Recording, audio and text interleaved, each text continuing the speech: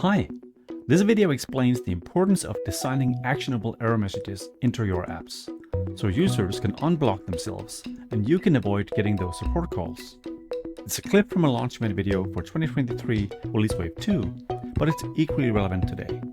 Let's turn it over to Sarah to tell us more about it. So, as mentioned in the beginning, one of our main goals with the onboarding framework has been to remove as much friction as possible and avoid blocking the way forward to users having a successful start with Business Central. But when getting hands-on, really using a product, people might run into errors.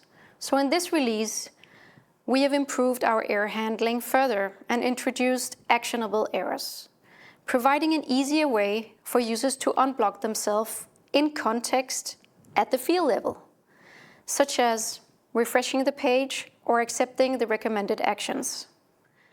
And to learn more about actionable errors and how you as a partner or developer can leverage these new patterns, you should check out the session about productivity features in the client.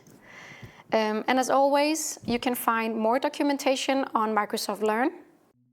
To learn more, visit aka.ms/bconboarding. Thank you for watching.